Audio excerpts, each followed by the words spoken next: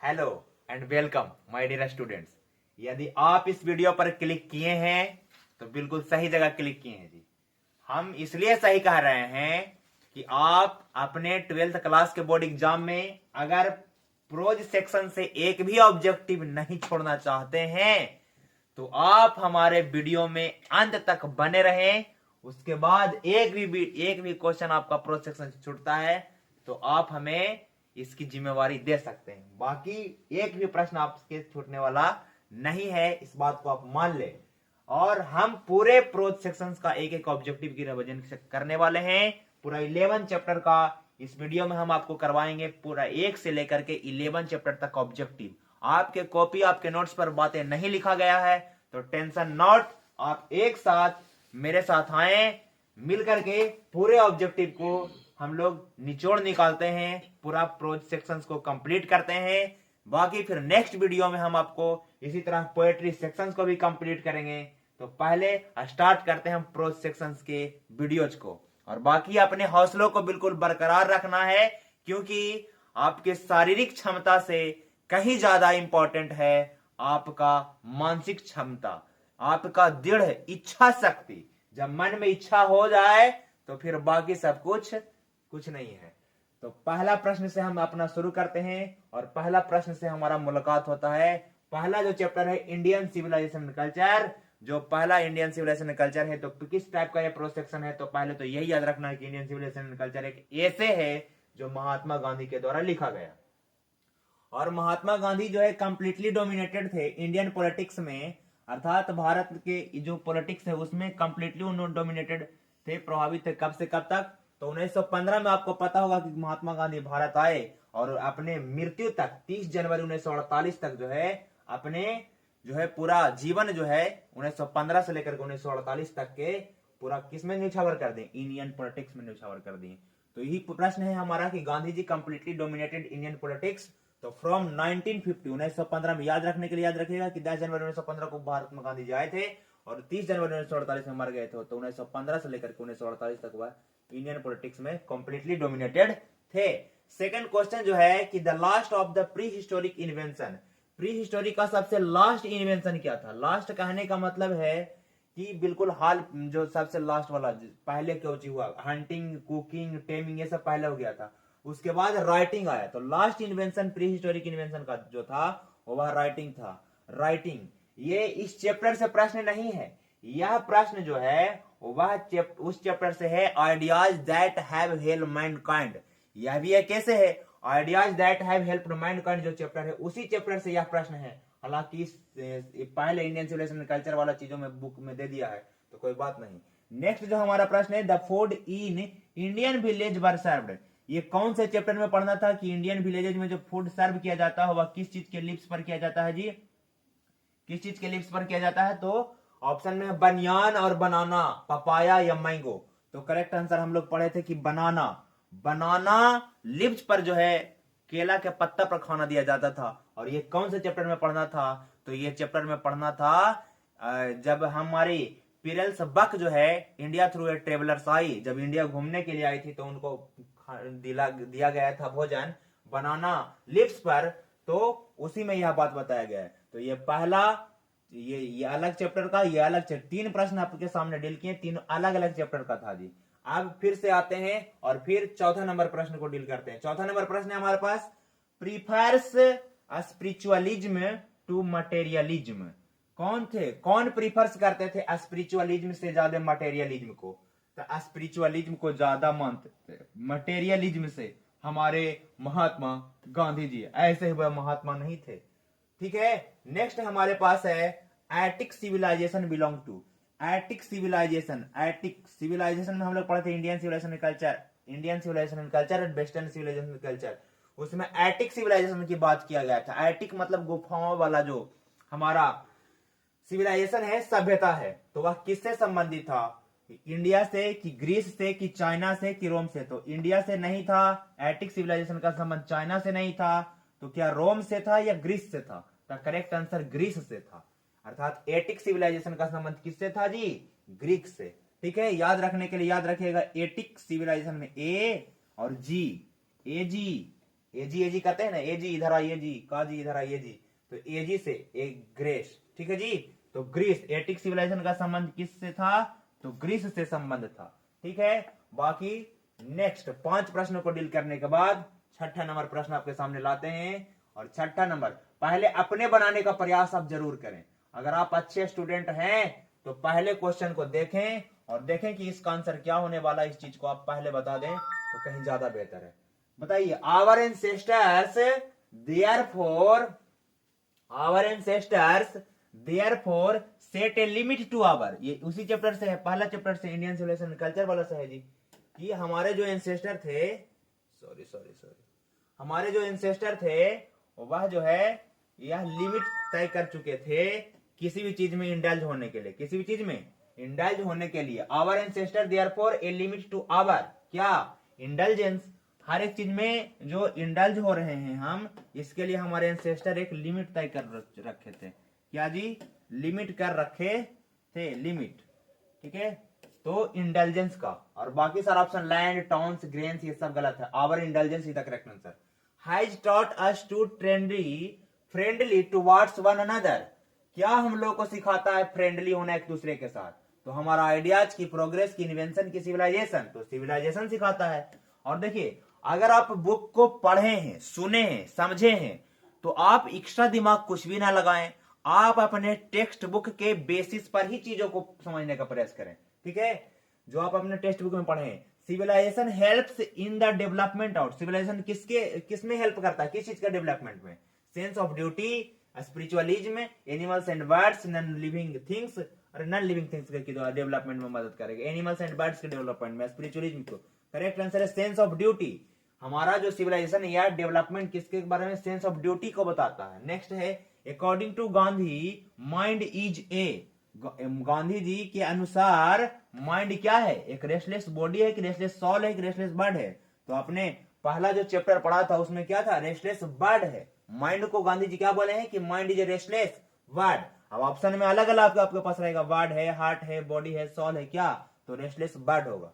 Next question हमारे पास है, in no civilisation have all men attend, किसी भी सिविलाइजेशन की अगर हम बात कर लें तो उस सिविलाइजेशन में सभी व्यक्ति जो है के पास परफेक्शन नहीं होता है जी। तो perfection is the correct answer, perfection is the correct answer. Next प्रश्न जो हम आपके सामने सोल्व कर रहे हैं वह है, आगे के प्रश्न को सोल्व करते हैं। 11 नंबर, 11 से, ठीक है जी। एक एक चीज को आप वीडियो में अंत तक जरूर बने रहें। आप इधर उधर जो शॉर्ट वीडियो देखते हैं उससे कहीं ज्यादा बेहतर है कि आप जो है अपने पढ़ाई वाला चीज को देखें। ये आपको परीक्षा में काम देगा जी, इस चीज को देखना ज्यादा बेहतर है, ठीक है आपके लिए। आगे चलिए, the Gujarati equivalent for civilisation में, गुजराती लोगों के लिए इक्विवेलेंट है, किसके बराबर है? सिविलाइजेशन को मतलब किसको मानता है? गुजराती जो लोग हैं, गुजराती जो पीपल्स हैं, वे लोगों के लिए सिविलाइजेशन का क्या अर्थ है? उन लोगों के लिए सिविलाइजेशन का अर्थ है बैड कंडक्ट की गुड कंडक्ट। तो good conduct, intelligent conduct, daily rightful conduct नहीं। Civilization is that mode of conduct which points out to man the path of duty each from। अब सीधे सीधे पूछा रहा है। अब सिविलाइजेशन के बात किया गया है, कंडक्ट की बात किया गया है, और ये पाथ ऑफ ड्यूटी की बात किया है। इस कौन सा चैप्टर में पढ़ना है? तो पहला चैप्टर में पढ़ना है, इंडियन सिविलाइजेशन एंड कल्चर में। तो वहीं से पूछा रहा है कि इज फ्रॉम मतलब कहां से ये लाइन लिया गया है?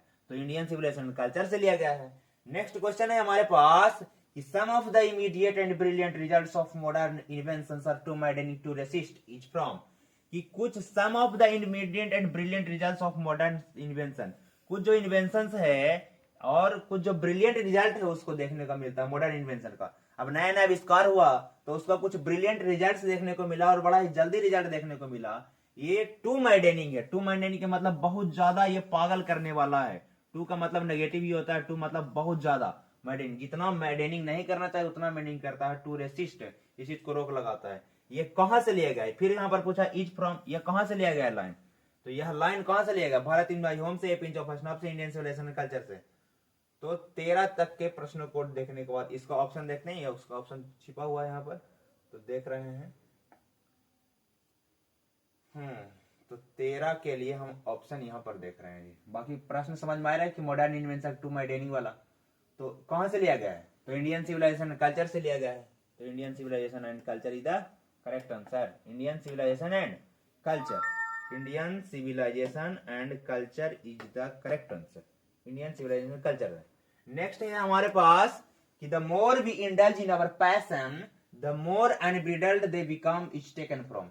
देखिए, जब हम आप किसी भी पैशन में बहुत ज्यादा इंडल्ज हो जाते हैं तो उसमें और हम अनब्रिडल्ड हो जाते हैं, दे वर बिकम। और जैसे किसी चीज पर आप बहुत ज्यादा इन्वॉल्व हो जाते हैं तो उस पर कोई आपको रोक लगाने वाला भी नहीं होता है। तो ये टेकन फ्रॉम यह कहां से लिया गया है जी? तो यह लाइन कहां से लिया गया है? तो उसी से लिया गया, इंडियन सिविलाइजेशन एंड कल्चर से। नेक्स्ट है were satisfied with true home rule. कौन ट्रू होम रूल से सेटिस्फाइड होते थे जी? तो our ancestors were satisfied with true home rule. Our ancestor satisfied with true home rule. Next है हमारे पास Indian remains immovable and that is her. India अभी भी बिल्कुल इमूवेबल है और यही उसकी ग्लोरी है। यही उसकी क्या है?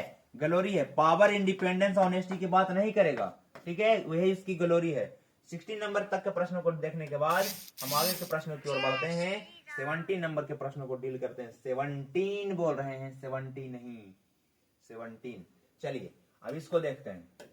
17 में बोला है कि the sentence after all there is something in Hinduism, कि आखिर कुछ तो भारत में है, आखिर कुछ तो हिंदुइज्म में है, that has kept it alive till now, जो अभी तक जीवित है जी। यह भी कहां से ले गए? इंडियन सिविलाइजेशन एंड कल्चर से।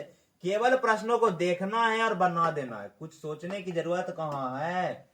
Gandhi ji died at the hands of, हो गांधी जी किसके हाथों से मारे गए थे जी? ऑफ फाइनेटिक ऑन, किसी फाइनेटिक के द्वारा मारे गए थे। फाइनेटिक कहते हैं जो कट्टरवादी होता है, उसके द्वारा। कब मारे गए थे? अब गांधी जी की मृत्यु कौन नहीं जानता जी? तो 30 जनवरी 1948 को। करेक्शन था। I believe that civilisation India has evolved, it is not be beaten in the world. अभी हम कह रहे हैं कि आई बिलीव, मुझे ऐसा विश्वास है, गांधी जी के द्वारा बोले हैं कि मुझे ऐसा विश्वास है कि भारत का जो सिविलाइजेशन है, भारत का जो सभ्यता है, वह संसार में किसी के द्वारा भी नहीं हराया जा सकता है। इस प्रकार जो इन्वॉल्व किया गया है, तो ये किसके द्वारा, कहां से लिया गया है लाइन? इज फ्रॉम, तो इंडियन सिविलाइजेशन एंड कल्चर से लिया गया है। नेक्स्ट क्वेश्चन है हमारे पास 20 number. Our forefathers did not invent machinery because, हमारे जो फोरफादर्स थे वह मशीनरी वगैरह का इन्वेंट नहीं किए, ज्यादा खोज खाज नहीं किए, जब आविष्कार वगैरह नहीं किए। क्यों नहीं किए?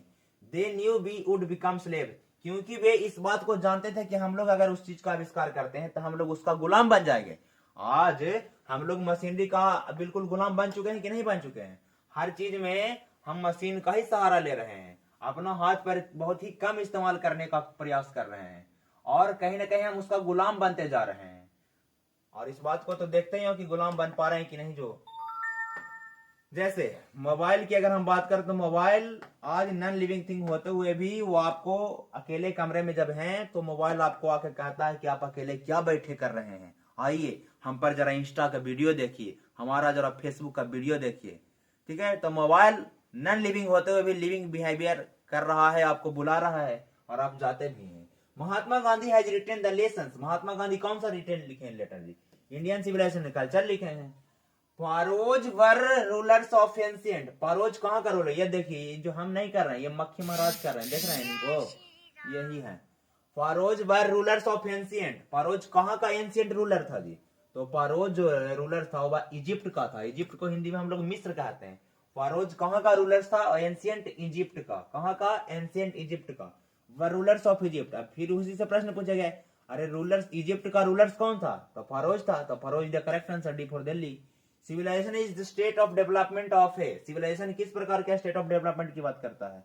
पीपल, वर्ड, एनिमल या नॉन लिविंग थिंग्स। तो ऑब्वियसली वाले civilisation is that of development of हम पीपल, पीपल की बात करेगा। बर्ड का और एनिमल नॉन लिविंग थिंग्स का, इसका थोड़े डेवलपमेंट की बात कर रहे हैं। सिविलाइजेशन हमेशा पीपल के डेवलपमेंट की ही बात करते हैं, कैसी अवस्था है। 24 के बाद के प्रश्नों को सोल्व करने के लिए हम आगे बढ़ते हैं और पहुंचते हैं 25 नंबर तक के प्रश्नों को। आप ध्यान से देखते रहें, चीजों को समझते रहें। आप अपने आंखों में इन सारे ऑप्शंस को या फिर इस चीजों को आप एक बार गो थ्रू करेंगे तो आपके एग्जाम में जो प्रश्न आने वाला बिल्कुल आप मुस्कुरा करके टिक करने वाले हैं। इसीलिए हम आपके पास आए हैं कि चलिए हम अपने स्टूडेंट्स को हेल्प करते हैं जी इसी के माध्यम से। चलिए, जीवन गिब्बन पढ़े या जिब्बन पढ़े? Gibbon is associated with, Gibbon किससे संबंधित था? एसोसिएटेड विद होता है, इस बात को भी ध्यान रखें। गिब्बन किससे जुड़ा हुआ था? तो गिब्बन जो है इटली से जुड़ा हुआ था, ठीक है ना जी। जीआई टैग पढ़े होंगे, जीआई टैग, जोग्राफिकल इंडेक्स। तो गिब्बन याद रखने के लिए बोलेंगे जीआई, जीआई से याद रखेंगे Gibbon. Gibbon is associated with Italy. Next है European civilization will mean for India. European civilization जो है वह क्या करेगा? Will mean India. तो वह यूरोपियन सिविलाइजेशन जो है वह भारत के लिए बर्बाद करने वाला है, ruin कर देगा। Mean for, ruin for India. Simple living and high thinking, ये उनका किनका विचार था? Simple living and high thinking, यह विचार था हमारे महात्मा गांधी जी का कि हमारा सादा जीवन जो है बिल्कुल सादा होना चाहिए, रहना बिल्कुल सिंपल रहना है, लेकिन हमारा थिंकिंग कैसा होना चाहिए? हाई लेवल थिंकिंग होना चाहिए। ओके, तो यह कहां से लिया गया जो पूछ रहा है? इज द बेस ऑफ, यह कहां का बेस है? तो यह कहां के सिविलाइजेशन का बेस है? इंडियन सिविलाइजेशन का ऐसा मानना है, अमेरिकन और यूरोपियन का नहीं ऐसा मानना है। सिंपल लिविंग वो सब कहता है कि हाई लिविंग, स्लो मतलब कि सिंपल थिंकिंग वाला बात। Indian glory is that, India का ग्लोरी क्या है? कि अभी भी इमूवेबल है, अस्थिर है, अभी भी बिल्कुल बरकरार है। Was a spiritual leader than a politician, spiritual leader कौन थे? पॉलिटिशियन से कहीं ज्यादा अधिक स्पिरिचुअल लीडर थे हमारे Mahatma Gandhi ji. My experiment with truth was written by, ये उनका ऑटोबायोग्राफी है। पूछेगा what is the name of autobiography of Mahatma Gandhi? तो महात्मा गांधी का ऑटोबायोग्राफी का नाम क्या था? तो माई एक्सपेरिमेंट विद ट्रूथ था। तो करेक्ट आंसर महात्मा गांधी होगा। नेक्स्ट है the human mind is restless, human mind क्या है? रेस्टलेस बर्ड है, ठीक है जी। 31 तक के प्रश्नों को डील करने के बाद आगे के प्रश्नों को डील करते हैं 32। चलिए, हर एक चीज को इतना रिवीजन कर लेना है कि बस कुछ भी नहीं छूटना चाहिए, कुछ भी नहीं छूटना चाहिए। चलिए नेक्स्ट है the people of Europe learn their lesson, जो यूरोप के लोग हैं वह अपने लेसन को सीखते हैं from the writing of the man of, कहां के राइटिंग ऑफ द मैन के साथ? तो वह ग्रीस और रोम से सीख रहे हैं जी। जो यूरोपियन पीपल है, यूरोपियन पीपल या ये इसकी बात करें, यूरोपियन पीपल की बात करें तो ग्रीस और रोम से सीख रहा है, ग्रीस और रोम से सीख रहा है। Plain living and high thinking is the motto of, कहां का मोटो है या कहां का थीम है? तो या western philosopher is the motto of a plain living and high thinking. Western philosopher, north philosopher, none of these. Oh my god, plain living and high thinking कहां? यह मोटो जो है वह वेस्टर्न फिलोसफर का है जी, नहीं वेस्टर्न फिलोसफर का नहीं है। हम लोग ईस्टर्न वेस्टर्न करते रहते हैं, वेस्टर्न कल्चर, यूरोपियन कंट्री हम लोग वेस्टर्न कहते हैं। हम लोग जिस कल्चर में रह रहे हैं वह हमारा तो इंडियन कल्चर है और साथ में यह ईस्टर्न कल्चर है। तो बी फॉर बम्बई होगा करेक्ट आंसर, ये आंसर गलत है, ठीक है। हाँ, थोड़ा बहुत मिस्टेक होते रहता है बुक में, जिस चीज को हम दूर करने का प्रयास करेंगे। Sacrifice is the soul aim of our, sacrifice is the soul aim of our, क्या जी? सैक्रिफाइस करना हमारे क्या था? Sacrifice is the soul aim of our farmer, scientist, philosopher या ऋषिज। तो यहाँ पर ऋगिस लिखा गया है, हालांकि ऋषिज होना चाहिए यहाँ पर, ऋषिज। हमारे जो ऋषि मुनि थे वह हर चीज को त्याग करने के लिए सोचते थे, त्याग करना उन लोग को ज्यादा पसंद था, ठीक है ना जी। आज तो लोग हर चीज को त्यागना नहीं चाह रहा है, बल्कि हर एक चीज को क्या करना चाह रहा है कि एक्सेप्ट, बस वह मेरा हो मेरा हो मेरा हो, त्यागना कुछ नहीं चाह रहा है लोग। Is did against blind imitation of western civilisation, is did against blind imitation of western civilisation, blind imitation of western civilisation. तो Gandhi ji did against blind imitation, तो गांधी जी इस चीज को मानते ही नहीं थे। Against blind imitation of western civilisation का जो हम लोग इमिटेशन कर रहे हैं, नकल कर रहे हैं, कि ये जो अंधाधुंध नकल कर रहे हैं कि बस उसी के जैसा दिखना है, फ्रिज है, कूलर है, इस प्रकार की चीजें कर रहे हैं, इस चीज को गांधी जी नहीं मानते थे।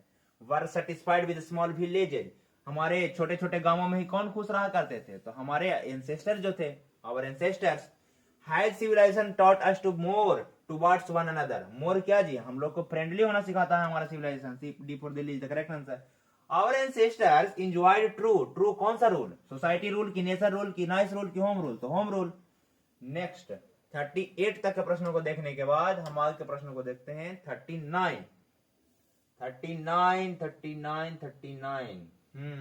चलिए 39 में क्या है जी? Wealth and luxuries do not like a happy, wealth and luxury do not make a man happy. अरे जो वेल्थ है, बहुत सारा धन हो जाएगा और बहुत लग्जरियस लाइफ आप जी रहे हैं, तो उससे व्यक्ति खुश नहीं रहता। मन में जब तक शांति नहीं है, जब तक कितना आपके पास धन रहे, कोनो उपाय नहीं होने वाला है। गांधी जी वेंट टू चंपारण। गांधी जी चंपारण कब गए थे जी? 17 में, पूरा दुनिया जानता है। ये तो हिस्ट्री वगैरह में हम लोग को पढ़ना है। The people of Europe are inspired by, जो यूरोप के पीपल थे वह इंस्पायर्ड थे किससे? रोमन से, राइटर से, एंड किसके? ग्रीक और रोमन से। अभी ना बताएं कि यूरोपियन पीपल किसको फॉलो करता है, तो रोम को फॉलो करता है, ग्रीक को फॉलो करता है।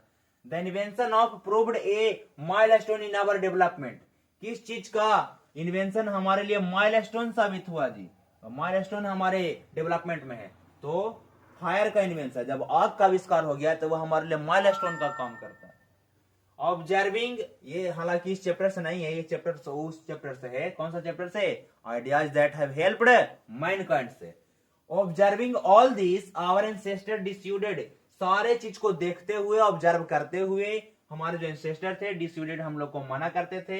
देखिए स्पेलिंग टेस्ट में डिस्यूडेड का स्पेलिंग टेस्ट भी करवाए हम। as from the luxuries and pleasures is from, ये our observing all this our ancestor decided us, सारी चीज को देखते हुए ऑब्जर्व करते हुए हमारे जो एंसेस्टर थे वह इस चीज को लेकर मना करते थे।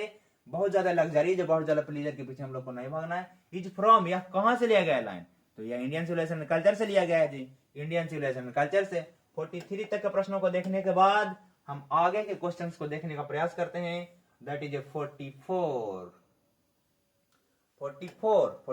में आते हैं। 44 चलिए 44 में प्रश्न है कि civilisation points out to man, जो सिविलाइजेशन है वह किस चीज को पॉइंट आउट करता है, मतलब बताता है। Civilisation point out to man how to make money, how to win the enemy, the path of duty. तो मनी और इनेमी या द वे ऑफ लिविंग नहीं, तो हमारा पाथ ऑफ ड्यूटी को बताता है, पाथ ऑफ ड्यूटी को बताता है कि हमें जीवन में कैसे करना है, कैसे चलना है, हमारे क्या कर्तव्य, इस चीज को हमारा सिविलाइजेशन बताता है। नेक्स्ट क्वेश्चन है हमारे पास 45, to observe morality is to attain mastery over. To observe morality, अगर हम मोरालिटी को अटेन करते हैं, नैतिकता को अपने अंदर अटेन करते हैं, प्राप्त करते हैं, तो यह मास्टरी है over political ability, economic growth, minds and patience, art. तो ये मास्टरी ओवर करता है माइंड्स एंड पैशन। हम लोग को बहुत ज्यादा माइंड को लेकर के, बहुत ज्यादा पैशंस को लेकर के नहीं, बल्कि हमारे बढ़ावा किसकी ओर होना चाहिए? मोरालिटी की ओर हमारा बढ़ावा होना चाहिए। सामने वाला पर्सन से हमेशा जीतने का प्रयास ना करें। सामने वाला पर्सन को अगर ज्यादा जरूरत है आपके जीतने के से ज्यादा उस सामने वाला पर्सन को जितना ज्यादा जरूरी है जी, आप इस बात को समझ पा रहे हैं कि आपके हारने से भी आपको कोई फर्क पड़ने वाला नहीं है। सामने वाला पर्सन को हारने से बहुत ज्यादा डिमोरलाइज फील होने वाला है या फिर बहुत ज्यादा दिक्कत में पड़ने वाला है व्यक्ति, तो आप उस अवस्था में अगर आपके अंदर इंसानियत है, ह्यूमैनिटी है, मानवता है, तो आप उस वक्त हार जाएं और सामने वाले पर्सन को जिता दें तो ज्यादा बेहतर है। बाकी दुनिया में तो कह रहा है कि डॉक्टर बनना है, मास्टर बनना है, इंजीनियर बनना है, साइंटिस्ट बनना है, या फिर आपको आईएएस ऑफिसर बनना है, या फिर एसपी बनना है, डीएसपी बनना। आप अपने लाइफ में whatever you wants to make in your life, but first of all you will have to make a good human beings. That is the more important, that is the most important for our society. Next की बात समझते हैं। The mind is a restless bird which always remains. The mind is a restless bird which always remains. Mind हमारा एक restless bird है जो हमेशा remains रहता, unsatisfied रहता, हमेशा क्या रहता? unsatisfied। हम लोग का माइंड जो है ना restless bird की तरह कभी भी remains, फिर भी unsatisfied ही रहेगा। Happiness is largely A, happiness किस पर डिपेंड करता है? ऑब्वियस सी बात है, मेंटल कंडीशन पर आपका डिपेंड करता है। कई बार व्यक्ति के पास कुछ भी नहीं होता है फिर भी व्यक्ति बड़ा खुश होता है, डिपेंड करता है उसके मेंटल कंडीशन पर, वह सोच कैसा रहा है व्यक्ति। कई बार व्यक्ति के पास बहुत कुछ होता है फिर भी वह उसका कंडीशन जो है पूरा हैप्पीनेस उसके अंदर नहीं रहता, वह सैडनेस में रहता है, व्यक्ति अपसेट रहता है, डिपेंड करता है उसके मेंटल कंडीशन पर। Mahatma Gandhi was more a क्या जी? Spiritual leader, more a spiritual leader, politician से ज्यादा स्पिरिचुअल लीडर थे। I am thankful to the best for many a thing, ये गांधी जी खुद बोल रहे हैं कि बहुत सारी चीजों के लिए मैं बेस्ट का धन्यवाद हूँ, धन्यवाद भी करता हूँ, शुक्रगुजार हूँ उसका। ये thing I have learn from western literature, कि उसने हमें वेस्टर्न लिटरेचर दिया, लिटरेचर के माध्यम से बहुत कुछ हमने सीखा भी। आज बहुत सारी चीजें अंग्रेजी में उपलब्ध है। हमारे कहा जाता है कि हमारे पास जो हिंदी भाषा है, हिंदी भाषा में बहुत सारे चीज जो है हमारे पास उपलब्ध नहीं है, बहुत सारा कंटेंट उपलब्ध नहीं है। उसके लिए हमें इंग्लिश की ओर बढ़ना पड़ता है। हमारे लैंग्वेज को बैरियर अगर ना माना जाए तो इंग्लिश लैंग्वेज का अगर आप सीख लेते हैं तो कहीं आपके पास स्कोप इस क्षेत्र में ज्यादा हो जाता है कि आप चीजों को लर्न ज्यादा कर पाते हैं और चीजों को इधर उधर से ज्यादा आपके पास कंटेंट होना ज्यादा हो जाता है, तो इस चीज में मदद करता है। तो इसलिए कहते हैं कि फ्रॉम वेस्टर्न लिटरेचर के लिए हम कई बार उसके लिए थैंकफुल भी हैं, उसका आभार भी, शुक्रगुजार भी हैं। तो ये इंडियन सिविलाइजेशन कहां से लिया गया ये लाइन, तो इंडियन सिविलाइजेशन कल्चर से लिया गया। Our ancestor decided us from, हमारे एंसेस्टर, देखिए प्रश्न रिपीट हो रहा है जी, हमारे एंसेस्टर डिसीडेड करते थे, मना करते थे किस चीज को लेकर के, लग्जरीज एंड प्लीजर्स को लेकर के। नेक्स्ट जो हमारे पास है 51, people in ancient days were satisfied, हमारे जो पीपल्स हैं वह एंशिएंट डेज में, पुराने दिनों में सेटिस्फाइड थे, सेटिस्फाइड के साथ बीट का प्रयोग करते हैं किसमें, तो टाउन में, की सिटीज में, की मेगा सिटीज, बड़े शहर में, तो विलेज गांवों में ही वे ज्यादा खुश रहा करते थे। 51 तक प्रश्नों को देखने के बाद आगे के प्रश्नों को देखने के लिए आप बिल्कुल पेशेंस के साथ जुड़े रहें। आज स्टूडेंट के पास पेशेंस की बड़ा कमी है। आज स्टूडेंट बहुत जल्दी जल्दी देखना चाहता है या फिर चीजों को बेहतर ढंग से सीखने के बजाय वह अपना टाइम कहीं दूसरे जगह ज्यादा बर्बाद करने में लगे हैं। आप देख लें, सुने पेशेंस के साथ। अगर आपके चैप्टर, आपके लेसन, आपके चीजें, आपके टेक्स्ट बुक की चीजें पढ़ाया जा रहा है तो ये आप एक बात को, कोई भी काम को करें तो प्रायोरिटी जरूर रखें कि what is more important in my life, what is more important which you are doing right now. अभी आप क्या कर रहे हैं उसमें देखिए कि ज्यादा इंपॉर्टेंट क्या है, ज्यादा हमारा स्टेटस चेक करना ज्यादा जरूरी है या पहले इस प्रश्न को डील करना ज्यादा जरूरी है। प्रश्न को डील कर दें। हम हमेशा कहते हैं कि हर चीज अपने जीवन में जो करना है करें, लेकिन हर चीज का एक लिमिट अपने आप में करके रखें।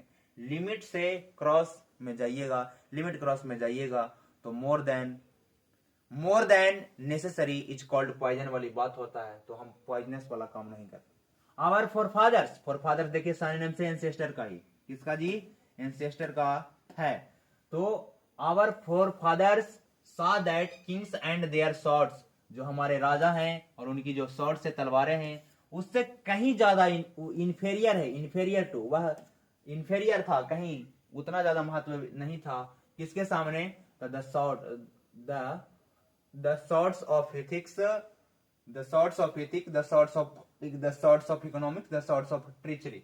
तो इकोनॉमिक्स की बात नहीं करते हैं, पॉलिटिक्स की बात नहीं करते हैं, ट्रीचरी की बात नहीं करते हैं, धन खजाना की बात नहीं करते हैं, एथिक्स की बात करते हैं। एथिक्स मतलब भी होता है मोरालिटी, जिसमें मोरालिटी के बारे में पढ़ा जाता है, मोरल चीजें सिखाया जाता है, उसको एथिक्स कहते हैं।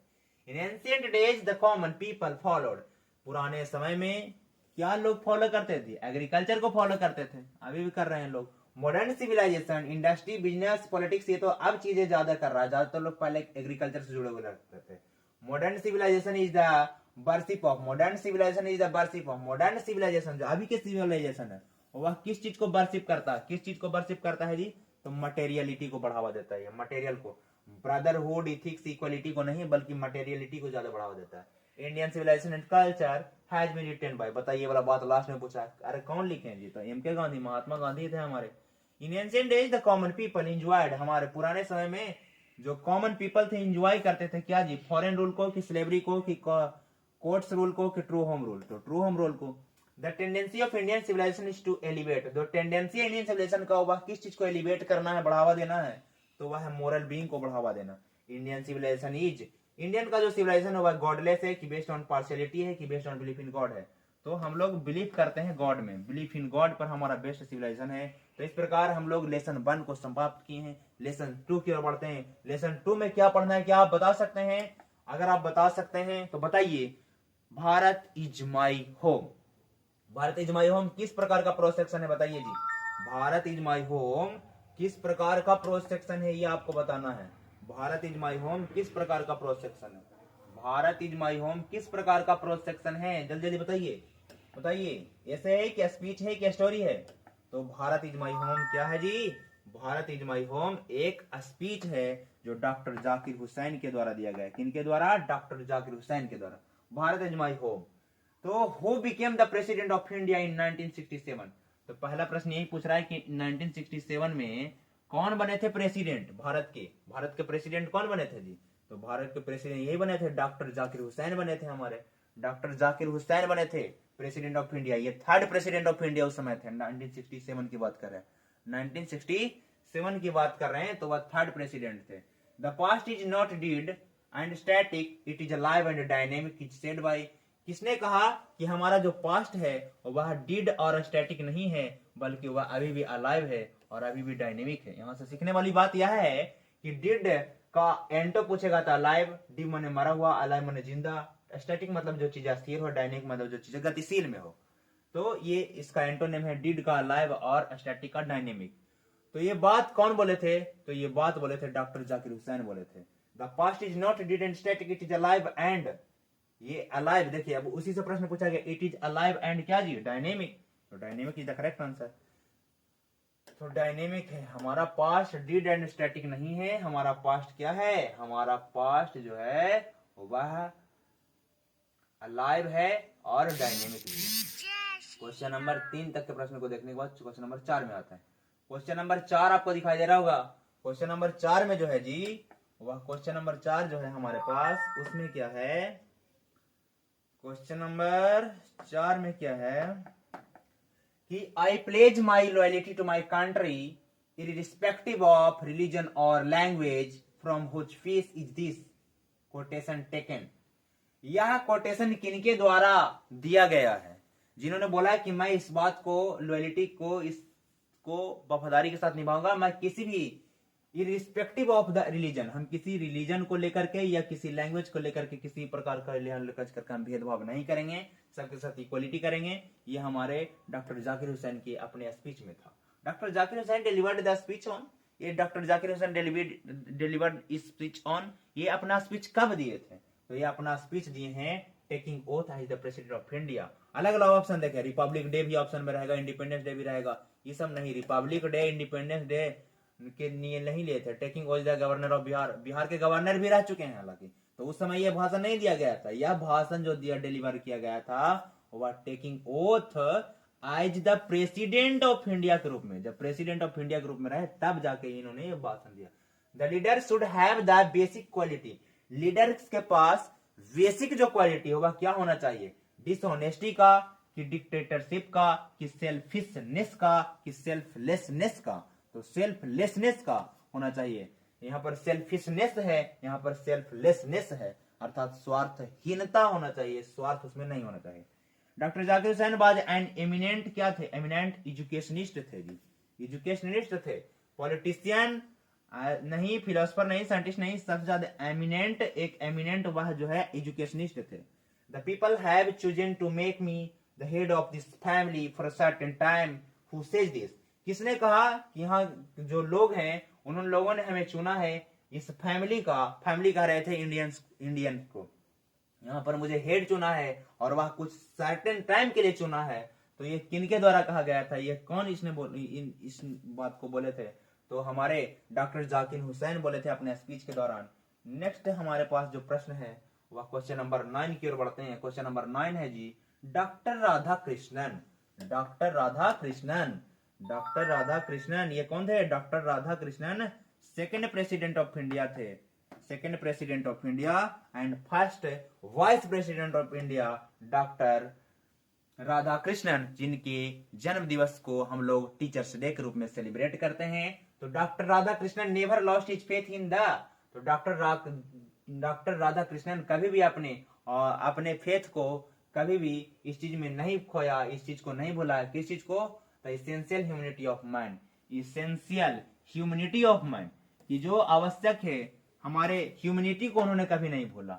जो ह्यूमैनिटी है, मानवता है, मानव का जो मानवता है, इस चीज को उन्होंने कभी भी नहीं भूला, इस चीज को हमेशा बरकरार रखते हैं। नेक्स्ट हमारे पास है doctor Zakir Hussain was born in, doctor Zakir Hussain का बॉर्न कहां पर हुआ? ये प्लेस आपसे जानना चाह रहा है। तो हैदराबाद में इनका जन्म हुआ था जी, हैदराबादी थे doctor Zakir Hussain. Doctor Zakir Hussain had also served as the governor of, इस बात को बोले था कि गवर्नर भी रह चुके हैं। तो तो डॉक्टर जाकिर हुसैन गवर्नर भी थे, कहाँ के, तो हमारे अपने स्टेट बिहार के गवर्नर के रूप में काम कर चुके थे। The past is did and static alive and dynamic. हमारा पास्ट क्या है जी, इसमें तो बोला गया था कि the past is not did and static, कि हमारा पास्ट डिड एंड स्टैटिक नहीं है बल्कि यह अलाइव एंड डायनेमिक है। तो B for Bombay is the correct answer. The Indian culture is the best example of, Indian culture जो है वह बेस्ट एग्जाम्पल है किस चीज का, यूनिटी का कि डाइवर्सिटी का, यूनिटी इन डाइवर्सिटी की डिस्पैरिटी का। तो करेक्ट आंसर होगा D C for China, unity in diversity. Unity भी है और डाइवर्सिटी भी है, और इस डाइवर्सिटी में यूनिटी भी है, that is called Indian culture. The word erudition stand for, जो वर्ड इस्तेमाल किया गया था कि हमारे जो डॉक्टर राधा कृष्णन जब अपने प्रेसिडेंट के रूप में थे तो अपने प्रेसिडेंसी के दौरान उन्होंने क्या लाया, तो इरुडिशंस लाया था, a weapon of equipment of eruditions, wealth of experience.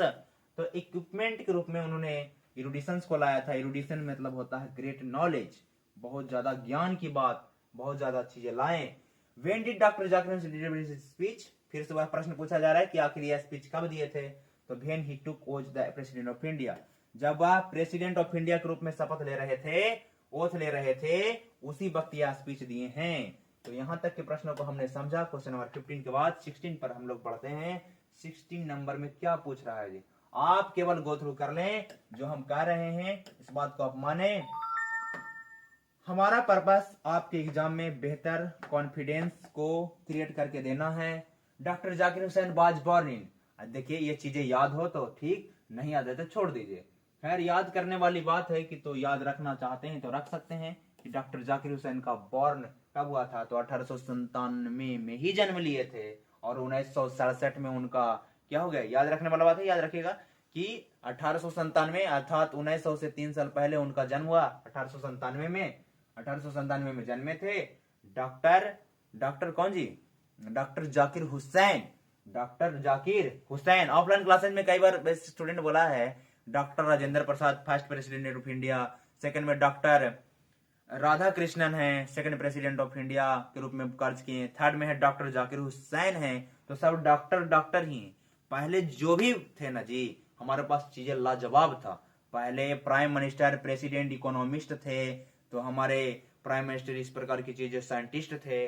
और आज तो कुछ कहने नहीं है, आज तो पता ही है कि ऐसा ऐसा विधायक है, ऐसा ऐसा मंत्री है जिसका एमएमएस वायरल होने के बाद भी वहां जीत ही रहा है। तो कंडीशन देखते जा रहे हैं कि डे बाय डे हमारा जो कंडीशन है वह वर्ष होते जा रहा है।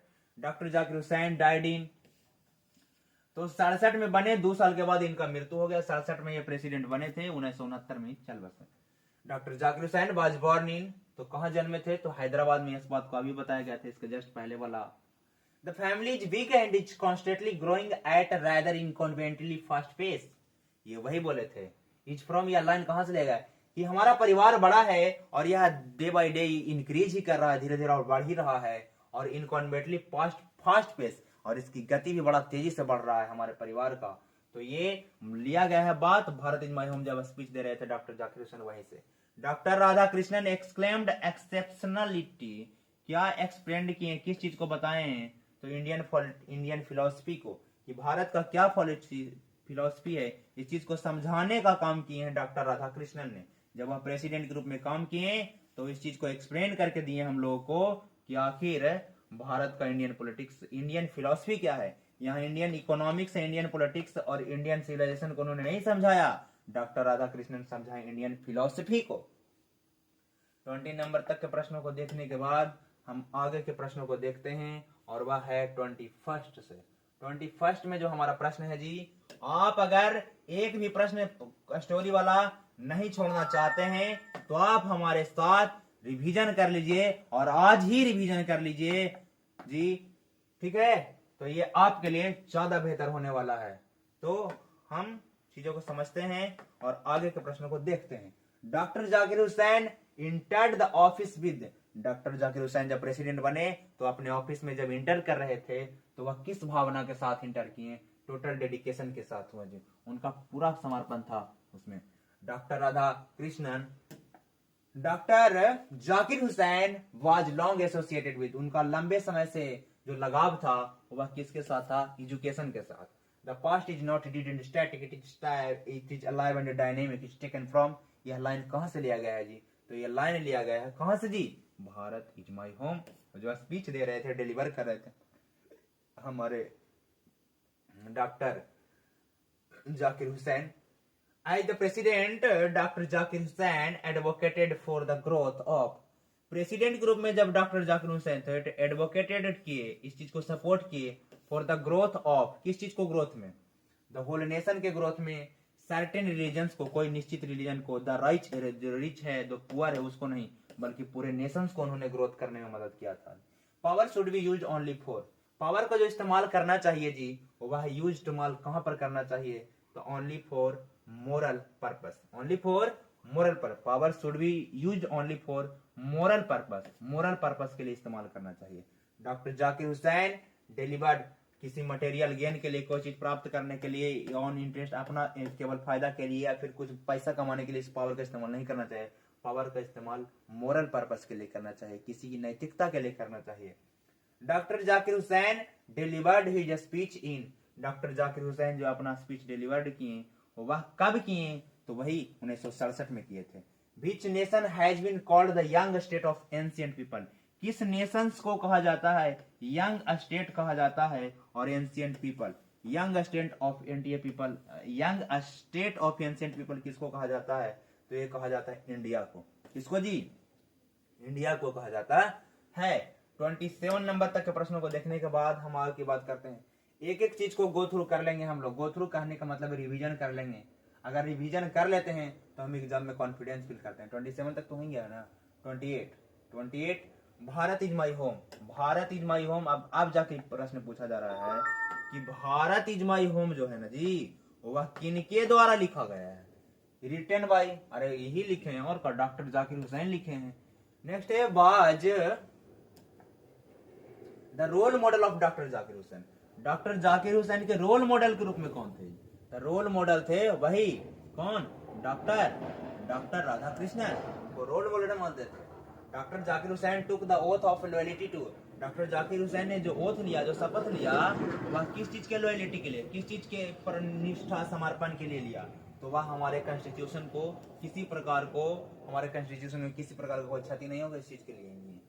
Said Bharat is my home and is people are my family, किसने कहा? Who said Bharat is my home, कि भारत मेरा घर है और यहाँ के जो लोग हैं वह मेरे फैमिली हैं। यह बात किसने बोला? तो डॉक्टर जाकिर हुसैन ने अपने स्पीच के दौरान बोला था जी। Doctor Zakir Hussain was a great, क्या? Doctor Zakir Hussain was a great thinker, leader, politician, nationalist. तो पॉलिटिशियंस और थिंकर से और लीडर से कहीं ज्यादा वह नेशनलिस्ट थे। नेशन को देखते थे, अपने देश राष्ट्र को देखने का प्रयास ज्यादा करते थे, तो नेशनलिस्ट का नाम उनको ज्यादा बेहतर है। Doctor Zakir Hussain delivered his speech in 1967 after the taking oath of the, किस चीज का oath? Governor, minister, chief minister थोड़े बने थे। गवर्नर, मिनिस्टर, चीफ मिनिस्टर नहीं, प्रेसिडेंट बने थे। ठीक है। नेक्स्ट हमारे पास is the prime instrument of nation building, किसी भी नेशन के बिल्डिंग में जो प्राइम इंस्ट्रूमेंट है वह क्या है? तो किसी भी नेशन के बिल्डिंग में जो प्राइम इंस्ट्रूमेंट है वह एजुकेशन ही है। क्या है जी? एजुकेशन। जब तक आपके पास शिक्षा नहीं रहेगा तो आप किसी भी नेशन का विकास नहीं कर सकते। 34 तक के प्रश्न को देखने के बाद 35 नंबर के प्रश्न को देखते हैं। 35 पूरा धुआं कर देना है, बिल्कुल बने रहना है वीडियो में लास्ट तक और सारी चीजों को समझते हुए आगे हमको बढ़ना है, गो थ्रू करना है, रिवीजन करना है। कौची है जी? इसमें हम क्लास के दौरान बताते हैं कि लिटरेचर में कुछ नहीं होता है, बस आपको टच में होना चाहिए चीजें। आप केवल गो थ्रू करते रहे, रिवाइज करते रहे, आउट ऑफ द साइट चीजें नहीं होना चाहिए। अगर आउट ऑफ द साइट चीजें नहीं है तो बाकी सारा चीज, इसमें कुछ मैथ में है, दिमाग लगाना है, कुछ नहीं। सीधे चीजें आपको पता है, टिकट हमारे बात खत्म। अगर नहीं पता है तो फिर दिक्कत में पड़ जाएगा। नहीं पता इसका मतलब नहीं पता है। अगर आप एग्जाम में सोल्व कर रहे हैं, नहीं पता है किसी प्रश्न का उत्तर, तो इसमें कुछ नहीं, गुना प्लस माइनस करके बना सकते हैं। सीधे आपको पता है तो मारिए, नहीं तो खत्म। Brought a lot of erudition and wealth of knowledge, किसने लाया? ब्रॉट, ब्रिंग का brought, lot of erudition, wealth of knowledge to the presidency, अपने प्रेसिडेंसी में। तो ये लाए थे doctor Radhakrishnan. Doctor Radhakrishnan अपने प्रेसिडेंसी में वेल्थ ऑफ नॉलेज लाए। फिर क्या लाए? प्रेसिडेंसी लाए। नेक्स्ट क्वेश्चन हमारे पास, doctor Zakir Hussain feels greatly obliged to the people of, doctor Zakir Hussain जो है वह बहुत ज्यादा ऑब्लिग्ड फील कर रहे थे। पीपल ऑफ कहाँ के लोगों को बहुत ज्यादा आभार व्यक्त कर रहे थे कि आप लोगों का बहुत ज्यादा आभार कि आप लोगों ने हमें इस हाईएस्ट पोस्ट पर चुना, तो इंडिया के लोगों को। नेक्स्ट है doctor Zakir Hussain became the president of India. ये बार पूछेगा जी, 67 में बने थे प्रेसिडेंट होने, उसमें भाषण भी दे। Doctor Zakir Hussain entered the office in a spirit of humility. जब अपने ऑफिस में इंटर्ड किए तो ए स्पिरिट ऑफ ह्यूमिलिटी, किस चीज की ह्यूमिलिटी को? प्रेयरफुल ह्यूमिलिटी को लेकर के वह इस भावना से मन में प्रवेश करके वह अपने प्रेसिडेंट अपने पार्लियामेंट में प्रवेश किए ताकि उनका जो मानवता के प्रति उस चीजें बना रहे। Doctor Zakir Hussain has written the lesson. Doctor Zakir Hussain आखिर कौन सा लेसन लिखे हैं? तो कौन सा lesson? Bharat is my home. Bharat is my home लिखे हैं 39 तक के। 39 तक के प्रश्नों को देखने के बाद हम आगे बढ़ते हैं। जो भी चीजें है बस चैप्टर 3 में आपका स्वागत है।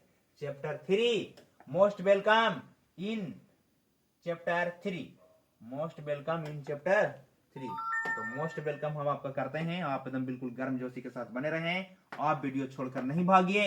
वीडियो छोड़कर भागिएगा तो क्या देखिएगा? रीलें नहीं देखिएगा जी। रील देखिएगा, समय खराब करिएगा, फिर बाद में जो चीजें बाद में किया जा सकता है उस चीज को हम बाद में करेंगे। जो चीजें अभी किया जा सकता है उस चीज को अभी हम करेंगे।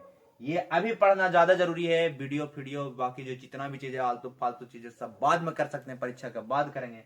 तो जो चीज बाद में कर सकते हैं बाद में करेंगे। Nanu Kaka went to the auto dealers. वह कौन से ऑटो डीलर के पास गए नानू काका जी?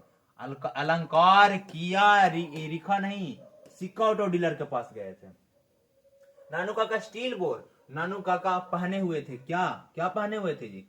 ये knee length black coat, almighty pyjama, या फिर ये जोधपुरी कोट। तो वह जोधपुरी कोट पहन के आए थे। जोधपुरी कोट ना था जी, जोधपुर वाला कोट, जोधपुरी कोट पहने हुए थे। Nanu Kaka had tied a huge round of the narrator's head. Nanu Kaka had tied a huge, क्या जी? वह किस चीज को बांधे हुए थे, टाइड किए हुए थे? एक बड़ा, ह्यूज मतलब बड़ा होता है। ग्रीन टर्बन की येलो टर्बन की रेड टर्बन की ऑरेंज टर्बन? तो ऑरेंज कलर का टर्बन था। टर्बन कैसा था? टर्बन मतलब पगड़ी होता है। उनका जो पगड़ी था ग्रीन येलो रेड नहीं था, ऑरेंज कलर का टर्बन था। ऑरेंज कलर का टर्बन याद रखिएगा। नानू काका opened his silver snuff box. Silver snuff box किसको कहते हैं? जिसको हम लोग पहले, जैसे अभी लोग प्लास्टिक वाला चिनौटी इस्तेमाल करते थे, प्लास्टिक वाला चिनौटी लगते थे, तो silver snuff box and took a coat, ये took a kurta, took a pitch, या टुक ए पिंच। तो पिंच ऑफ स्नफ, तो पिंच लेंगे, तो pinch is the correct answer. Pinch माने चुटकी होता है। Nanu Kaka went to visit the minister. Nanu Kaka कहाँ गए विजिट करने के लिए? कौन से मिनिस्टर के पास? होम मिनिस्टर की वेलफेयर मिनिस्टर की फाइनेंस मिनिस्टर की रेलवे मिनिस्टर? तो फाइनेंस मिनिस्टर, रेलवे मिनिस्टर और होम मिनिस्टर के पास नहीं गए थे, वेलफेयर मिनिस्टर के पास गए थे। Who took a pinch of snuff, किसने एक चुटकी जो है स्नफ लिया? तो स्नफ लिए थे रहमान की नानू काका, अलमान की मनोहर। रहमान नहीं, नानू काका। नानू काका is the correct answer. Next जो है हमारे पास प्रश्न है वह है जी 7 नंबर। 7 नंबर में है कि नानू काका, ओ काका, नानू काका, नानू काका 7 नंबर में है कि नानू काका ब्लैंक बिफोर, हटिए ना जी, नानू काका ब्लैंक बिफोर ही स्पोक। नानू काका ब्लैंक बिफोर ही स्पोक, उससे बोलने से पहले नानू काका इनहेल्ड सम स्नफ। वह जब भी कुछ बोलते थे तब बोलने से पहले वह क्या कर लेते थे? स्नफ इनहेल कर लेते थे, स्नफ को रख लेते थे। किसको? स्नफ को। Manohar Malgonkar story is full of wit and. Manohar Malgonkar का जो स्टोरी हम लोग पढ़ रहे हैं पिंच ऑफ स्नफ, यह स्टोरी है। सबसे पहले पिंच ऑफ स्नफ क्या है? एक शॉर्ट स्टोरी है। और यह किनके द्वारा लिखा गया था? मनोहर मालगोनकर के द्वारा लिखा गया है। और मनोहर मालगोनकर का स्टोरी जब फुल और पूरा भरा हुआ है, बीट मतलब बुद्धि से, एंड किस चीज से जी? ट्रेजेडी से, आयरनी से, एडवेंचर से या ह्यूमर से? तो बुद्धि से, और साथ में किस चीज से? बुद्धि भी है और साथ में ह्यूमर भी है, मजाक भी इसमें है। ठीक है ना जी? तो Manohar Malgonkar poetry is full of beat and humour. Beat and ऐसे एडवेंचर रहता तो ज्यादा मस्त रहता, बाकी चलिए ह्यूमर।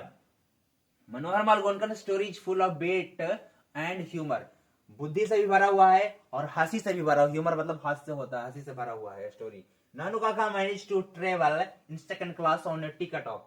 नानू काका जो मैनेज कर लिए, ट्रेवल किए सेकंड क्लास से। सेकंड क्लास फर्स्ट क्लास समझते ही हैं।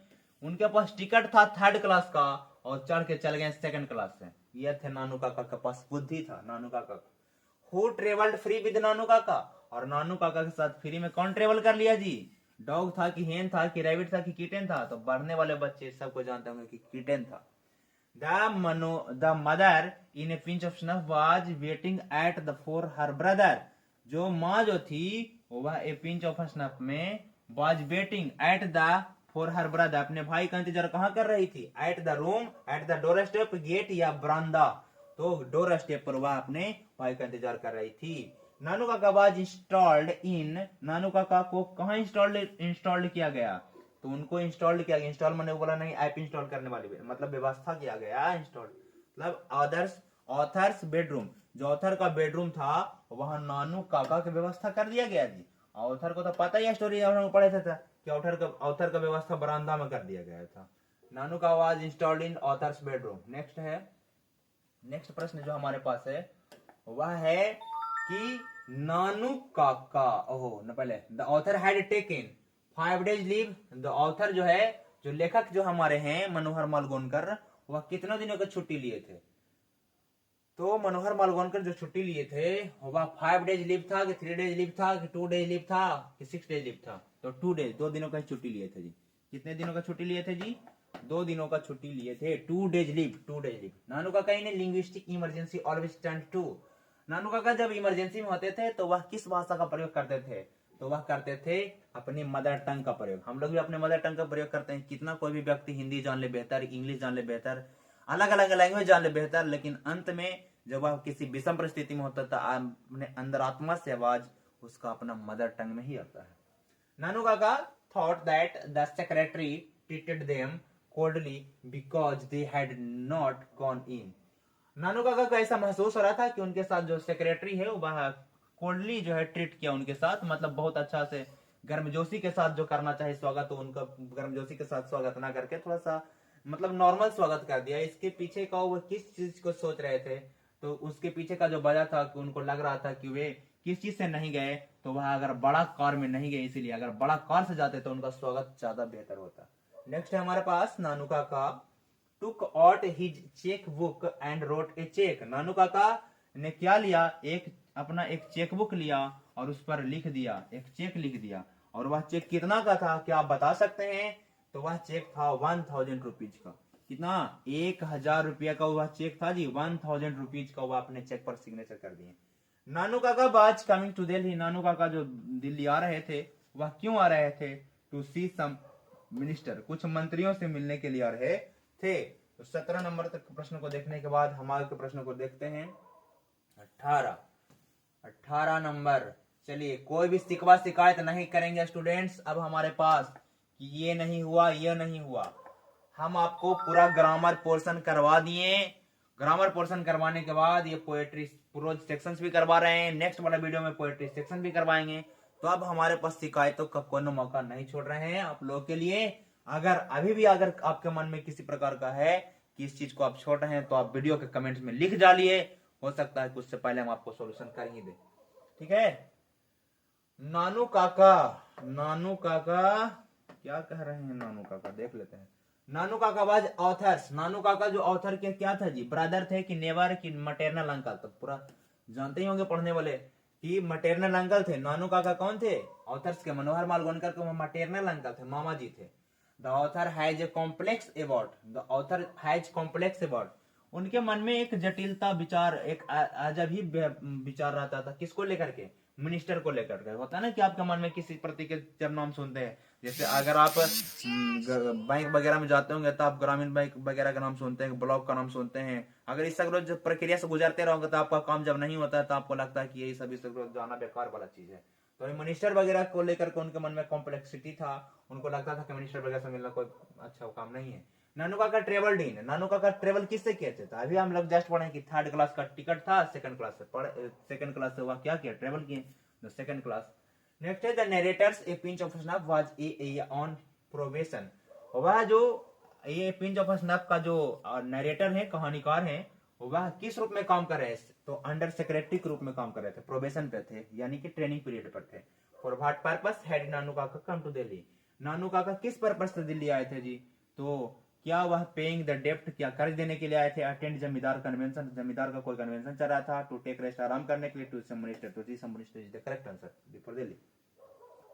नेक्स्ट क्वेश्चन है हमारे पास, Nanu Kaka had third class ticket but travelled in the second class because. Nanu Kaka के पास थर्ड क्लास का टिकट था लेकिन ट्रेवल कर लिया सेकंड क्लास पर। इसके पीछे का कारण क्या था? इसके पीछे का कारण था कि there was no room in the third class, क्योंकि थर्ड क्लास में सीट ही नहीं मिला इनको। जब there was no room, no room का मतलब स्पेस होता है, कोई स्पेस नहीं था, जगह नहीं था थर्ड क्लास में, इसलिए वह ट्रेवल किससे किए?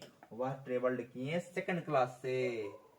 नेक्स्ट हमारे पास है प्रश्न, प्रश्न रिपीट होते रहता है जी, केवल हमको गो थ्रू होते रहना है। सारे जहां से अच्छा दोस्ता हमारा। Nanu Kaka stood in the doorway of a class carriage. Nanu Kaka कहां पर खड़े थे? किस डोरवे पर खड़े थे? अरे जब वह सेकंड क्लास से आए तो सेकंड क्लास के न डोरवे पर खड़े रहेंगे जी। ये pinch of is written by, आप पूछ रहा है पिंच ऑफ कौन लिखे हैं? तो मनोहर मालगोनकर लिखे हैं। Manohar Malgonkar has written the lesson, कौन सा लेसन लिखे? Oh my god, pinch of घुमा घुमा के पूछते रहता है। Nanu Kaka wrote a cheque for a blank rupees. कितना रुपए का? अभी तुरंत पड़े 1000 रुपीज, 1000 रुपीज, ये 1000 रुपीज हो गया। The second important person Nanu Kaka had plan to meet was. Second important person, पहला जो इंपॉर्टेंट प्लान था वह था कि हम किससे मिले? तो हम स्टोरी जब पढ़ाए थे तो उसमें बताए थे कि पहला जो वह लड़का, ये जब गाड़ी से निकालते हैं तो एक लड़का जो है वहां से पार करता है और अपने हैंड को चेक करते हुए, हिलाते हुए, तो उस लड़का से पहले वह लड़का का जो पिता है, जो उस समय दिल्ली पार्टी बॉस का बॉस रहा था, उससे मिले थे। और सेकंड प्लान बनाए थे कि इसको से मिलने के बाद हम किसको से मिलेंगे? तो वेलफेयर मिनिस्टर से मिलेंगे। तो सेकंड इनका जो प्लानिंग था, द सेकंड इंपॉर्टेंट पर्सन, जो सेकंड इंपॉर्टेंट पर्सन था Nanu Kaka had plan to meet was, जो मिलने के लिए प्लानिंग किए थे वह किससे किए थे? वेलफेयर मिनिस्टर से। रतिराम, यही है रतिराम, दिल्ली में पार्टी बॉस रतिराम है ना जी। रतिराम नहीं, रतिराम नहीं, Ratiram was son of, Ratiram किसका बेटा था जी? तो सोहन लाल रतिराम का बेटा था, इस बात को याद रखिएगा। रतिराम बेटा था सोहन लाल रतिराम का। बाप का नाम बड़ा है सोहन लाल रतिराम, बेटा का नाम छोटा है, रतिराम केवल है। Is a humorous story. कौन एक ह्यूमरस स्टोरी है? एकदम हास्यास्पद, एकदम मजाकिया वाला स्टोरी है। ये पिंच ऑफ स्नैप है। There is nothing like honesty was said by, कि there is nothing like honesty, ईमानदारी जैसा कोई चीज नहीं होता। यह कौन बोले थे? नानू काका, सोहन लाल या रतिराम? देखते हैं 30 तक के प्रश्नों को डील करने के बाद 31 से देखते हैं। 31 यहीं से है। चलिए, तो ये कौन बोले थे कि चलिए ऑनेस्टी जैसा भी कुछ चीज होता है, ऑनेस्टी जैसा भी कुछ चीज होता है जी, ऑनेस्टी जैसा भी कुछ चीज होता है। आखिर ईमानदारी भी तो कोई चीज होता है, तो ईमानदारी को लेकर के बोला जा रहा है, ईमानदारी। ठीक है। Is a humorous story. ओहो, ये pinch of snap is a humorous story. The narrator like honesty was said by. There is nothing like honesty was said by, कि कुछ भी ऑनेस्टी जैसा कोई चीज नहीं होता, तो नानू काका बोले थे इस बात को। Was coming to visit the narrator's family. कौन नरेटर्स फैमिली के यहाँ विजिट करने के लिए आए थे? तो नानू काका आए थे। 32 के बाद आगे के प्रश्नों को देखते हैं। 33 नंबर, 33 आजा खुल जा सिम 33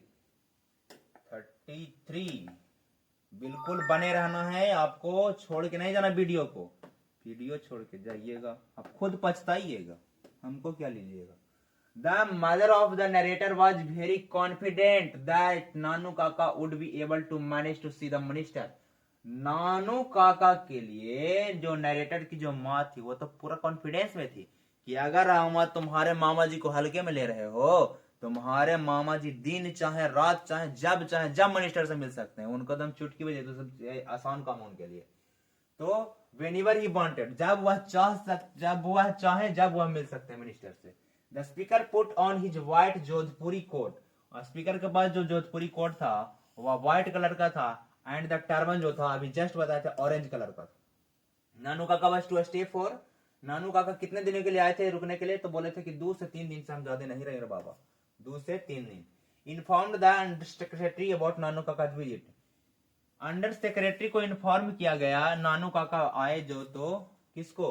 तो फादर इन्फॉर्म्ड कि मदर, इस बात को जो हमारे अंडर सेक्रेटरी थे, अंडर सेक्रेटरी का मतलब जो हमारे नरेटर थे हमारे मनोहर मालवनकर जी को, उसको किसने इन्फॉर्म किया? तो माँ जाके बुला रही थी, माँ जाकर बोली कि तुम्हारे नानू काका आ रहे हैं, तो माँ ने इन्फॉर्म किया था, मदर ने। Nanu Kaka was related to the नेटेड as he was his mother's, माँ की क्या थी? तो माँ का भाई, तो माँ का भाई हो जाए पड़ी। Nanu Kaka was related to the narrator's as he was his mother's brother, माँ के उसका भाई थे।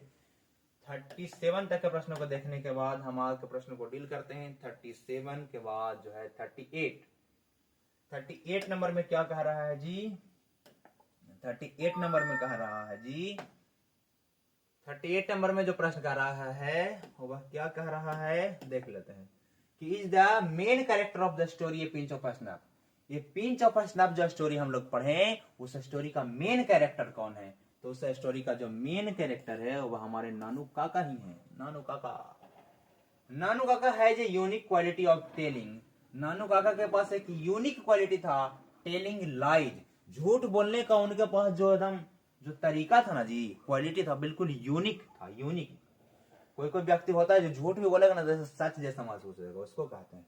Nanu Kaka handed over a cheque of 1000 rupees to, ये जो 1000 रुपीज का जो चेक था वह किसको हैंड ओवर की? कारपेंटर को, कि धोबी को, कि गोल्ड स्मिथ को, कि मिल्कमैन को? तो धोबी को। धोबी को एकदम से प्लानिंग चल रहा था, स्टोरी जब पढ़ाया तो उसमें बताया था कि प्लानिंग एकदम बिल्कुल अलग था। धोबी। नानू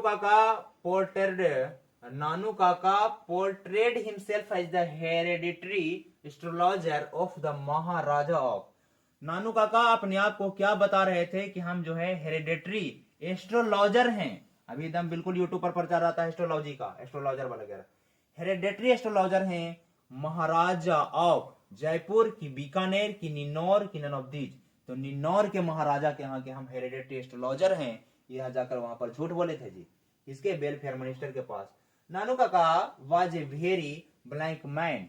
नानू काका स्टूपिड थे जी, फूड थे, ऑनेस्ट थे, क्लेवर थे, बड़ा चालाक थे। ये pinch of snuff is a poem है कि नॉवेल है कि शॉर्ट स्टोरी है कि ऐसे है? तो शॉर्ट स्टोरी है ये स्टोरी। 43 के बाद के प्रश्नों को देखते हैं।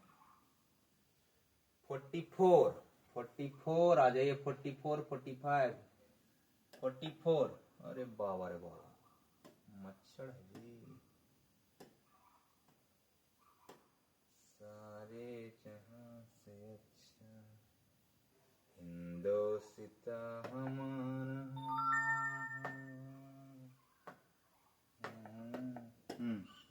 चलिए देखते हैं। पिंच ऑफ स्नैप इज ए, ये तो बताएं कि शॉर्ट स्टोरी है।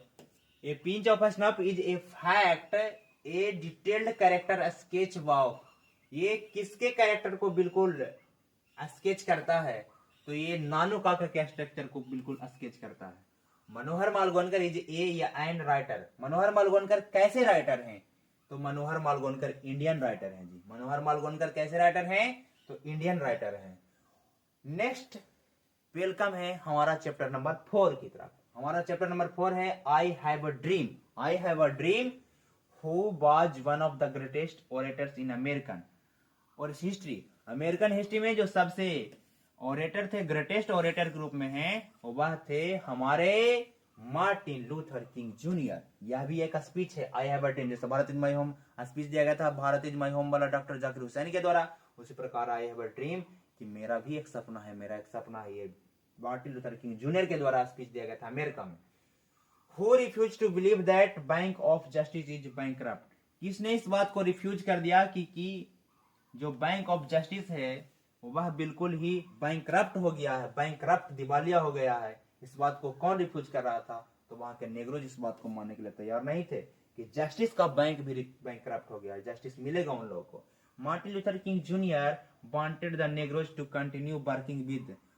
इस बात को मार्टिन लूथर किंग जूनियर कहते थे कि हमारा यहाँ तक चीजें क्लियर है। तो मार्टिन लूथर किंग जूनियर का कहना था कि Martin Luther King junior wanted to negroes to continue working with, किसके साथ काम करना थे? कि बिल्कुल अपने विश्वास के साथ काम करते रहे, अपने विश्वास के साथ काम करते रहे, उनके विश्वास कम ना हो जाए, इस बात को वह चाहते थे। ठीक है जी। तो फेथ की बात करते हैं, इसकी बात करते हैं फेथ की। Martin Luther King junior wanted the negroes to continue working with faith hated, love या जिलसी की बात नहीं करते हैं, वह बात करते हैं फेथ की। The blank would not be satisfied until justice rolled down the water. The blank would not be satisfied until justice rolled down like water. तो the negroes would not be satisfied until, negroes तब तक जो है, negroes का मतलब the black people of America, तो negroes तब तक सेटिस्फाइड नहीं हो सकते थे जब तक कि उनको जो है बिल्कुल जस्टिस नहीं मिल जाता है, तब तक। Discrimination was disapproved Martin Luther King junior. ये जो डिस्क्रिमिनेशन की बात किया जा रहा है, भेदभाव है, वह निराश कर रहा था मार्टिन लूथर किंग जूनियर को। किस प्रकार का डिस्क्रिमिनेशन की बात करते हैं, तो सेक्स डिस्क्रिमिनेशन या रिलीजन डिस्क्रिमिनेशन या कास्ट डिस्क्रिमिनेशन की बात नहीं करते हैं, बल्कि बात करते हैं रेशियल डिस्क्रिमिनेशन की। किसकी बात करते हैं, तो रेशियल डिस्क्रिमिनेशन की बात करते हैं जी। नेक्स्ट है हमारे पास अगला जो प्रश्न है, क्वेश्चन नंबर 6 की से हम देखते हैं। क्वेश्चन नंबर 6, क्वेश्चन नंबर 6 में जो हमारे पास प्रश्न है वह है कि the नेग्रोज were hopeful that one day they would. नेग्रोज को यह ऐसा विश्वास था कि एक दिन उसको क्या मिलने वाला है, तो एक दिन गेट देयर राइट्स, उन लोगों को भी अपना अधिकार मिल जाएगा, उन लोगों को भी अपना अधिकार मिल जाएगा। ठीक है जी। आगे 100 years later, 100 साल बाद भी, 100 बाद भी, the नेग्रोज is still in the corners of American society. अभी भी अमेरिका के जो सोसाइटी उसके कोने में है, आज यहाँ तक होने के बाद भी वह लैंग्विशिंग कर रहा है, जो झुलस रहा है। इस बात को बताते हैं लैंग्विशिंग, कंप्लेनिंग, इंजॉइंग और क्लाइमोरिंग नहीं होगा, यहाँ पर क्या होगा, लैंग्विशिंग होगा, languishing. I have a dream is a part of, या एक पार्ट है स्पीच का, या स्पीच ही है। My children will not be judged, कि मेरे जो बच्चे होंगे वह जज नहीं किए जाएंगे बाई द देयर स्किन, वह स्किन का जो कलर है उसको लेकर, by the colour of skin, skin के कलर को लेकर के जज नहीं किया जाएगा कि कौन ब्लैक है कौन व्हाइट है, इस प्रकार की चीजें नहीं होने वाला है। यानी हम आने वाला जनरेशन जो हमारा फ्यूचर जनरेशन उसको सुधार लेंगे अगर अभी हम मेहनत करते हैं। मार्टिन लूथर किंग जूनियर कहने का मतलब इस प्रकार का सोच कि गोरा काला के बीच में जो भेदभाव है उसको मिटाना है। Martin Luther King Junior ask the black people to continue working with, Martin Luther King जो ब्लैक पीपल है उसको हमेशा यह कहते रहे कि आप जो बिल्कुल कंटिन्यूटी के साथ काम करते रहें, बिल्कुल विश्वास में इस बात को रखें, फेथ में रखें कि आपको एक दिन सफलता मिलेगा, आपको एक दिन राइट्स मिलेगा। इमेंसिपेशन प्रोक्लेमेशन, इमेंसिपेशन प्रोक्लेमेशन की बात करें, जो घोषणा पत्र था, गेव द नेग्रो, वह नेग्रो लोगों को क्या दिया, फ्रीडम फ्रॉम स्लेवरी, वह था एक प्रकार का एक ऐसा प्रोक्लेमेशन था, एक प्रकार का ऐसा घोषणा पत्र था जिसमें कहा जा रहा था कि तुम लोग को गुलाम नहीं रहना है, गुलामी से बाहर निकलना, स्वतंत्रता की बात कर रहा था। 11 नंबर तक प्रश्नों को देखने के बाद हम देखते हैं 12 नंबर से। 12 नंबर जो हमारे पास प्रश्न है जी, वह 12 नंबर जो हमारे पास प्रश्न है वह है कि is sweltering with the hate of injustice and operations. ये किसकी बात कर रहा है कि वे झुलस रहे हैं, ये जो हीट ऑफ इनजस्टिस है, हीट ऑफ इनजस्टिस कहने का मतलब ये, ओ my God God God God God God God,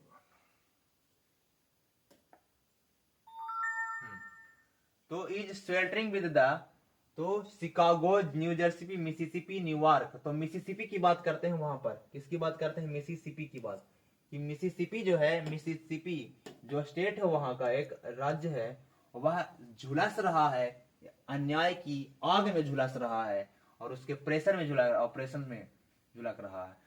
and as we walk we make the pledge that we shall, हम लोग अब तक जितना भी घूमे हम लोगों ने यह प्लेज किया कि we shall always be satisfied, always march ahead, कि हम लोग किस चीज को बोले कि हमेशा आगे बढ़ते रहना है, ऑलवेज मार्च अहेड, हम लोग का जो मार्च है वह रुकने वाला नहीं है। मार्च मतलब होता है चलना, आगे बढ़ना, हमेशा आगे बढ़ते रहना है।